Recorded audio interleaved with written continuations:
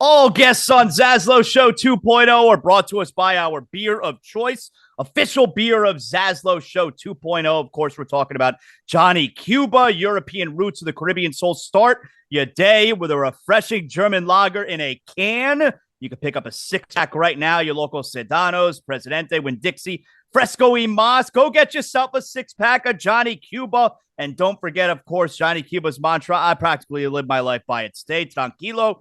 And joining us here is our pal, ESPN's Israel Gutierrez, checking in with us. Hello, Israel. Good morning. How are you? What's up, Zaz? I'm doing well.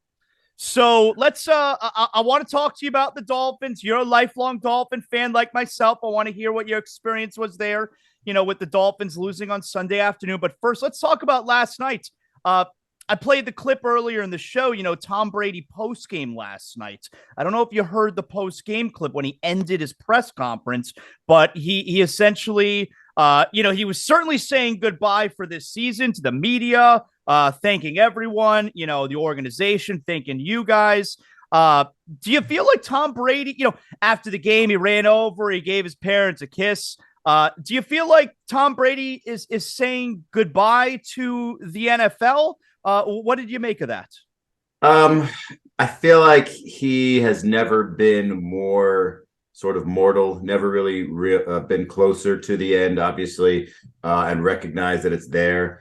I think he is, this season with the Bucs was probably helping him push him in that direction because it wasn't, the best, because he probably saw what it looked like if everything around him wasn't, ideal or in a perfect setting, and said, hey, if I don't find the perfect team and perfect teammates for next season, I might not be able to do it next season. It might look like this, and maybe I don't want to do that. And so I think he is sort of more than ever really considering it. And then it's just a matter of, hey, like, what do I feel in a month from now or 2 weeks from now even?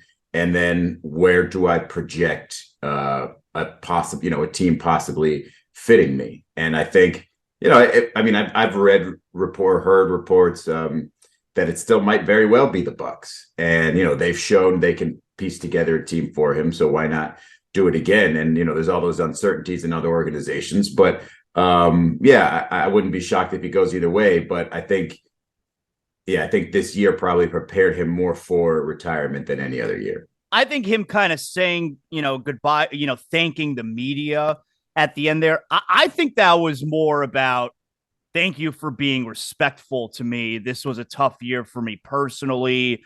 We know all the rumors are out there. Maybe you guys had more information than you actually printed. And for that, I really appreciate it. Obviously everything you just said with his, career moving forward, I'm sure it is all on the table. But I really think that whole thing last night with the media, I think it was about him, thank you for being respectful to me. This was a tough year. Yeah, I'd love to see the situation where, somebody has a personal issue at home and the media is just a bunch of a-holes, because I think that's kind of how, I know I've always treated that with, at-home situations, and it's not like something I want to publicize. I don't know. If he played, he's a different animal. But if he played up in Philadelphia or up in New York, you don't think someone's writing about what's going on at home? I don't know. Maybe even if he was still in Boston. I think he's probably that good at keeping it private, because it's not like we've known anything about his private life all this time. But yeah, that's a possibility. Were you surprised with the game last night? This was the one game of the weekend and I said this on my show yesterday. I said, I don't know what's going to happen in this game because the Cowboys are a weird team. Like the Cowboys we've seen, 40-3 against the Vikings, and we've seen them lose 26-6 against the Commanders. I don't know what to expect from that game last night. And I think that's why I wasn't too shocked, is because, the team that was inconsistent was the Cowboys, and you didn't know what they were going to get. And I thought that was the reason why the Bucs could have won it, and the Bucs could have made it a more interesting game, a more interesting story. I thought Dallas winning was, boring and what we kind of expected. But, can they keep that up? I don't know.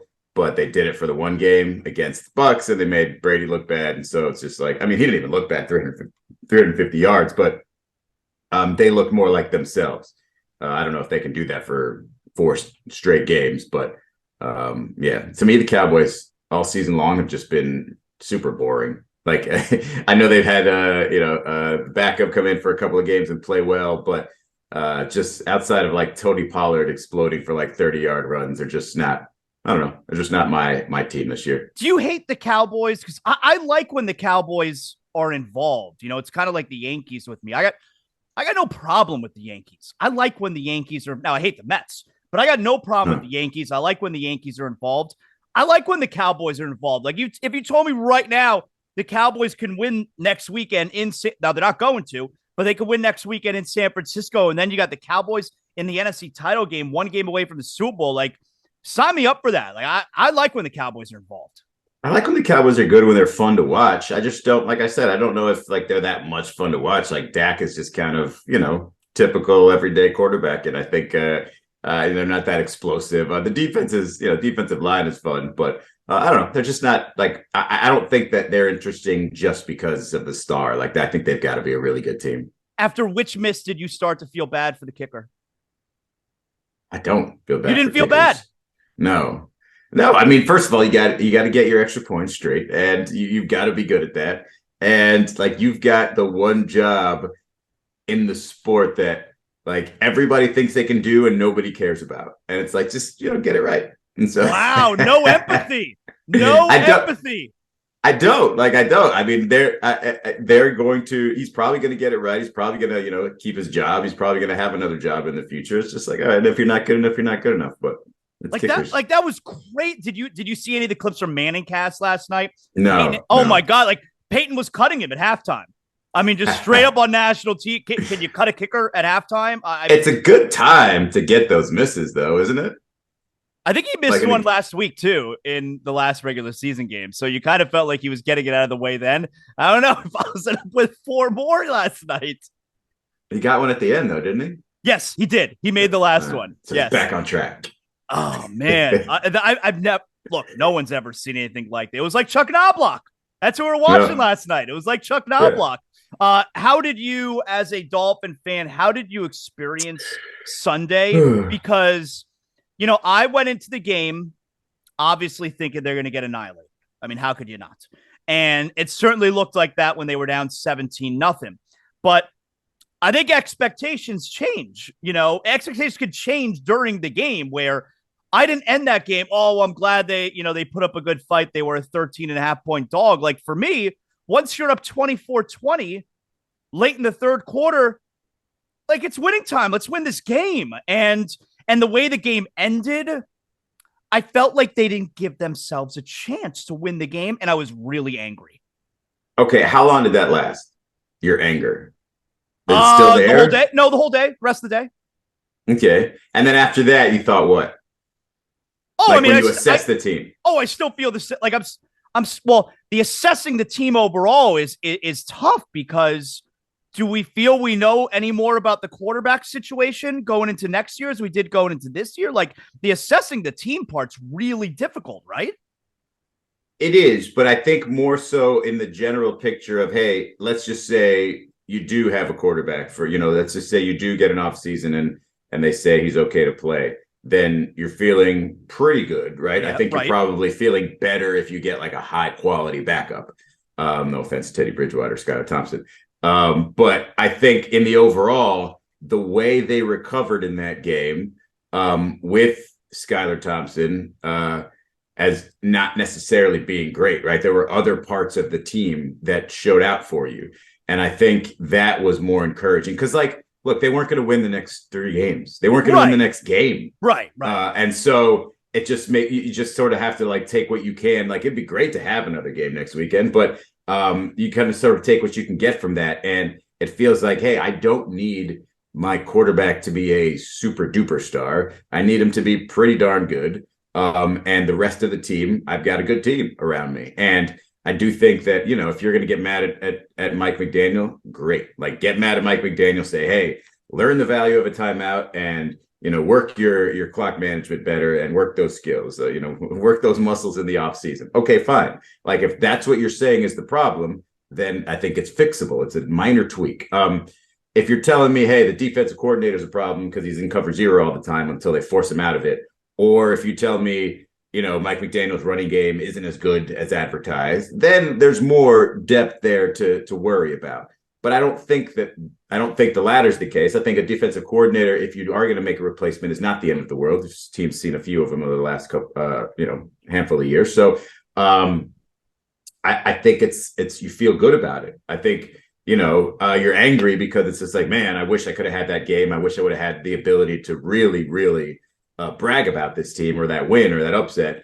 But okay, I'm good with what we have. I understand the circumstances of this year. That was a point. This team was 8-3 and looking like, the best team in the AFC. And so I think you sort of take it all in totality and say that was a great year, a fun ending. Like, when was the last time like a fun football playoff game for the Dolphins? Like, it was a good finish and a good performance. And so that's how I feel when I end that game. Maybe it's a little too much perspective for the moment, and that's not the way sports fans normally work, and that's fine. Like, maybe I sort of went through that process too quickly, but that's where I am. I heard a lot on social media about Skylar Thompson, rookie quarterback, third string quarterback, but rookie quarterback. What do you expect? And you hear that with plenty of other rookie quarterbacks, whether they make the playoffs or not. Why don't we afford that type of leeway to rookie head coaches? Because, like, I look back at the game on Sunday and I'm like, and I'm not excusing Mike McDaniel. He was terrible on Sunday, and I like him, but he was terrible. Yeah. Why don't we have the same leeway for, rookie coach? I feel like we expect coaches to be a finished product in year number one. And why do we? I think it's because we think we can do it. Like, if we were out there managing the clock, we'd be like better at it, or we'd know when to use the timeout and when not to use the timeout. Like, I don't know. I think you just don't, because it's something that you should be good at when you get that job. You should have the game under control when you get that job. And I think what he's going to learn is that maybe the play calling, burying your head in the playbook, whenever you're not, when you're ever on offense, I think might sort of take away from your ability to focus on some of the other finer details of the game. Maybe you should trust somebody else to make those play calls. And then, I do think that you do, or some people give, or the right people give the rookie coaches the leeway or the slack if necessary. I don't think he's going to, I don't think this is going to linger with him for a long time. I think if next year, they come out and they make some improvements, and he's not showing these little sort of rookie errors in terms of wasting those timeouts or the clock management, I think you'll forget all about this. And so I think, where you should focus is the ability to, he's still got this team to the playoffs. He's still found ways to get those receivers wide open. And frankly, you got other people who failed you in that game too. So it's not just the head coach you have to sort of scrutinize. You can talk about your wide receivers not helping you out much too. Well, look, I think his job going into this year was find out if they have a quarterback. And they did find out they have a quarterback. Now, he can't control the injury stuff, okay? But we found out that they have a quarterback. And then on top of it, they also made the playoffs. And that was on top of being without that starting quarterback for 5 games. So I think Mike McDaniel, even though I could say he had a terrible game Sunday, I could sit here and tell you, I thought he passed with flying colors in his rookie year. Well, the most important thing to me, especially in that league where it can go the other way so quickly, is did he get the respect of the locker room, of his players, of his star players? And I think he absolutely did. Based on their performance Sunday, I would assume so. Yeah, I think he absolutely did. And I think making the playoffs in that game against the Jets, was a salvaging performance, and keeping that game at least close was a salvaging performance, like a cementing performance, I would say, in terms of like getting the respect of those players in that locker room. And like, you didn't see, even when, even from like maybe a half a second in that Jets game, but you didn't see Tyreek Hill complaining, about not getting the ball, about the offense, about anything. And that's a big win for Mike McDaniel, because you brought in an outsider, you brought in a superstar, and he lived up to it. And I think that was a huge win. And I think, the defense, the individuals performing, whether it be Xavier Howard, who was, he got beat a few times, but that man is a beast. Like he goes after it every single time, whether it be Holland, whether it be, some players on that line. You realize you have the individual talent. And so you just got to bring it together. And so I don't think there's any question about the head coach. I don't think there's any question about the offense. I think there might be some question about the defensive coordinator, but I don't think they're big enough to have people freaking out or the players saying, hey, we have to, make some huge changes. So I think he passes the first year test with flying colors. I think that game brought up a lot of red flags for Buffalo, Israel. Like Josh Allen was reckless with the football, which we know he can be. And if you look at, the Dolphins offense they scored 31 points. They did very little on Sunday. You look at the drives where they scored, it's 4 plays, 18 yards, 4 plays, 10 yards, field goal. Like they took advantage of the field position after these turnovers or after the big punt return from Cedric Wilson, or when the Bills kicked the ball out of bounds on the kickoff. Like the Dolphins offense did very little. The Bills really allowed the Dolphins to be in that game. I think that's some red flags for Buffalo going into next week. Yeah. Well, first, in regard to the Dolphins, I would say, if it's me, and I don't know if this is just because of like this Tom Brady experience, having watched him for the last 20 years, but like you gotta beef up the offensive line. Like you've got to protect your quarterback, not just because it's Tua, not just because he can, seemingly injure his brain pretty easily. It's just the formula for winning. And if you got 4 seconds back there comfortably, where you're not like, running around, you're going to find somebody open in the middle of that field or 15 yards down in that field with that offense. So fix that offensive line, or secure that offensive line, make sure it's really strong first. But in terms of Buffalo, I think the overconfidence was always going to be a fear for Josh Allen.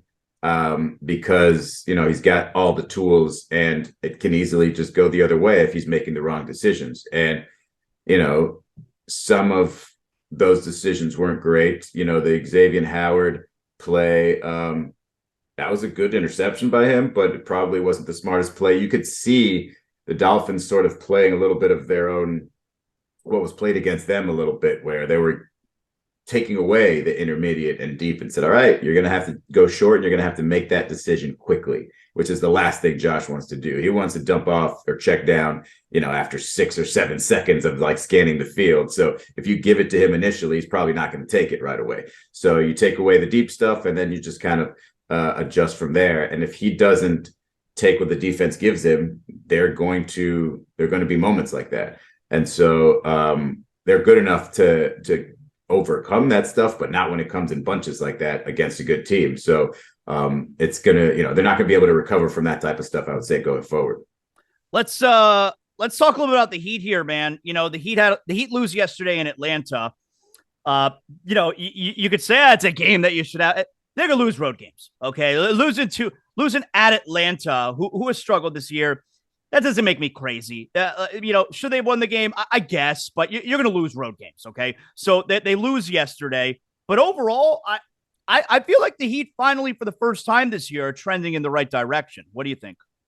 I was so close to saying that until yesterday's game, because what bothered me about yesterday was, like, it's the Hawks, and you're supposed to bully the Hawks, right? They did that in the playoffs. They usually do. You did that in the playoffs, and you do that, and you got 34 from Jimmy. You saw the one stat they threw up there on TNT that the Heat have outscored the Hawks by like 90-something points the last 3 games. Yeah. And I think where, you look for sort of signs that the Heat have like found something consistently, and where I am not convinced that they found anything is defensively. Like, that was 59% shooting from the Hawks. And DeJounte Murray, like, he's a good player. He shouldn't be unguardable for any stretch of games. And he was for a stretch yesterday. And it's just like, all right, that shouldn't be the case. And so whether it's, because maybe Bam is taking on more of an offensive presence, or maybe he's being asked to do too much defensively now, as opposed to last year. Like the defense just isn't what it was. And until I can see that for 6-7 game stretches, I'm not going to feel real good about it. Because yeah, you could say what you just said about the Atlanta game if the season started off the way you expected it, if they were already 8 to 10 games over 500. But now when you're 3-4 and fighting for that 5, maybe hoping to climb up as high as a 4 seed if you make a run, you need these types of games. So that's where I'd say there's that level of disappointment. But Tyler Hero seems to always have a bad game when he comes back from an extended absence. So you should see that sort of, come back right away.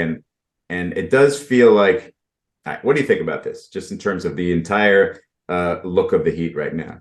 It feels like Jimmy and whomever he chooses to run the offense with, Victor Oladipo, Kyle Lowry, Gabe Vincent, Caleb Martin, seems like they're running a different game than Tyler and Bam. It's almost like a your turn, my turn situation where it's like, hey, Tyler and Bam, you guys, not Tyler, not Bam in particular, but it just feels like, because Bam is more of the roller, Jimmy wants to be in the post, and so he'll just run pick and rolls with somebody else, and Tyler and Bam are kind of running their pick and rolls.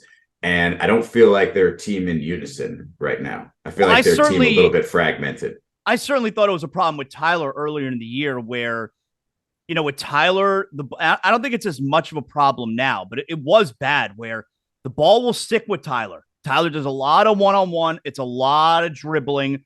And this Heat team, who has never been a great offensive team the last few years, this Heat team is at their best ball movement. They move the ball around. They find the open guy. And when Tyler has the ball sticks a lot, man. And the Heat are not in that's not the offense that we saw last year when it was humming. The Heat are a bad half-court team. Yeah, that's not what I see with Tyler. I don't think it's as much right now, but it was earlier in the year.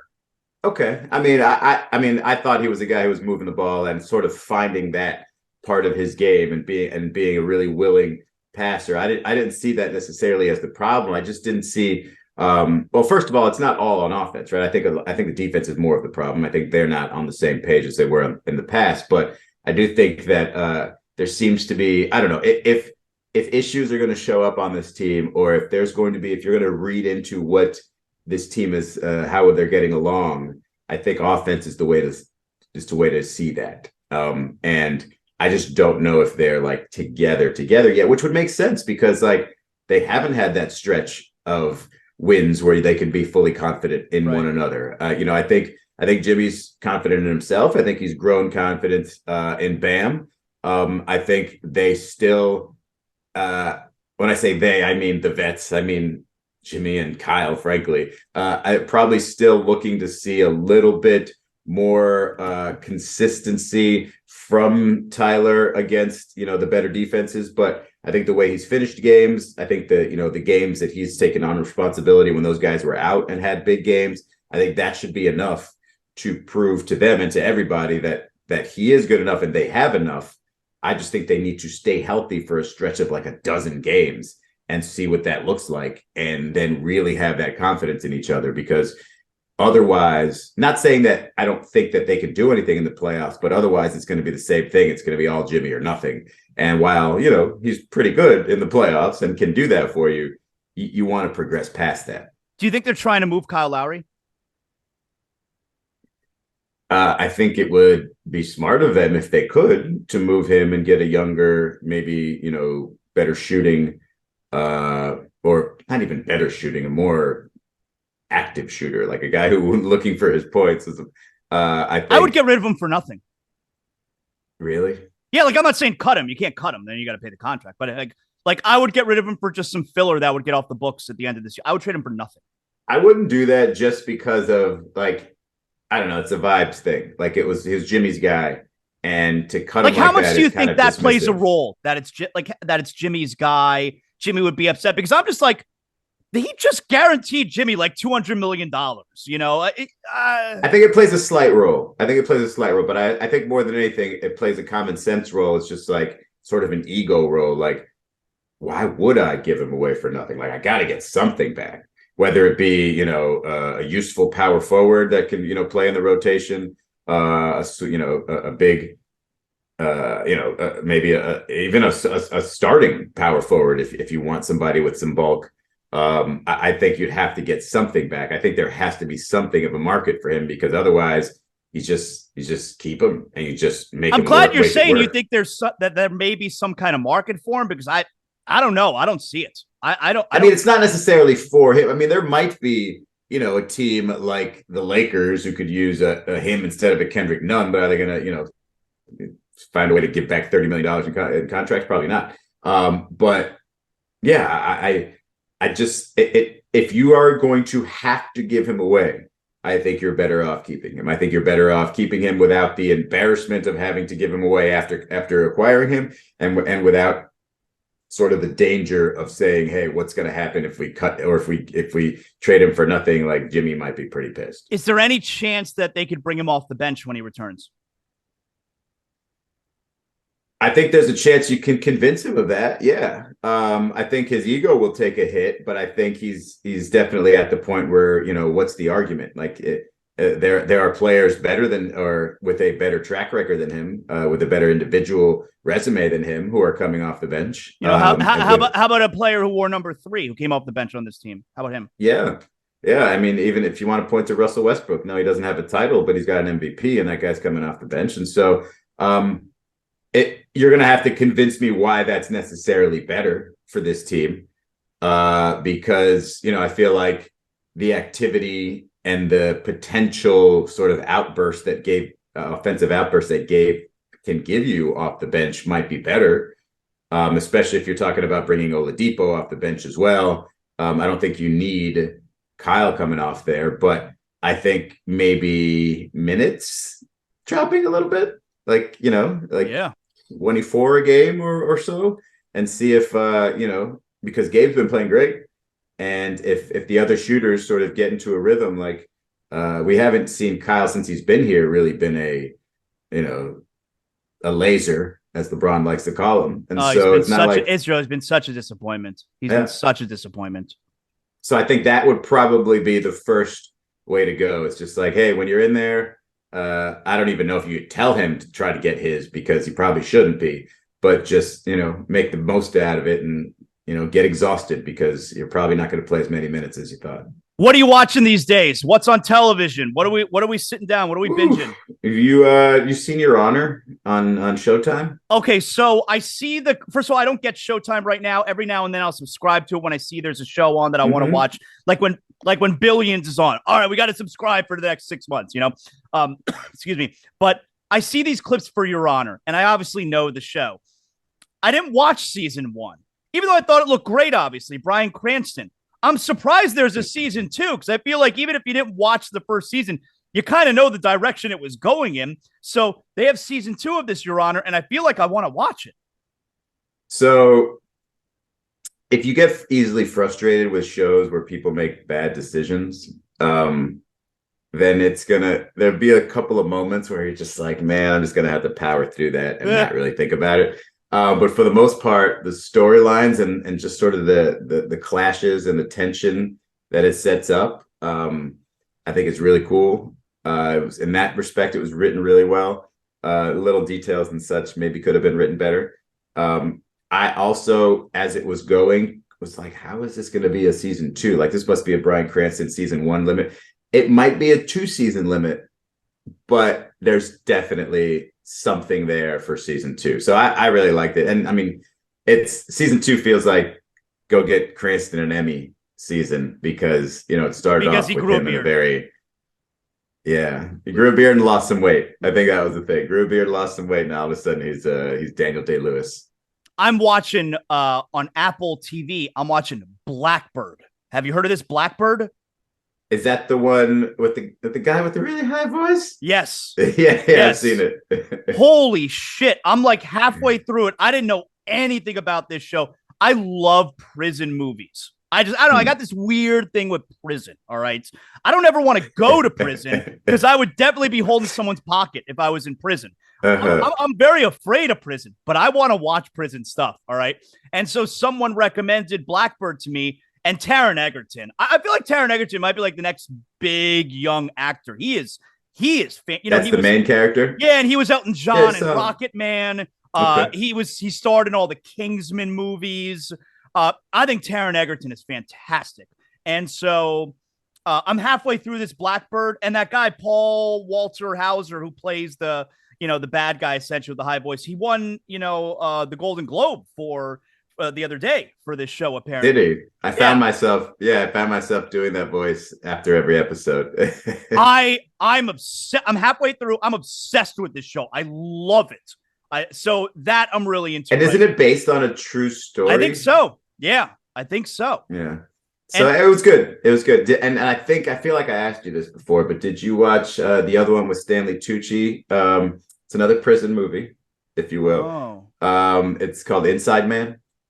Oh, no, I haven't seen that. Okay. That one's very well worth your time too. I think that's on Apple TV Plus as well. I love prison movies and time travel movies. I'll watch anything involving those two. And you've mentioned that before. Time travel's kind of your thing. Love it.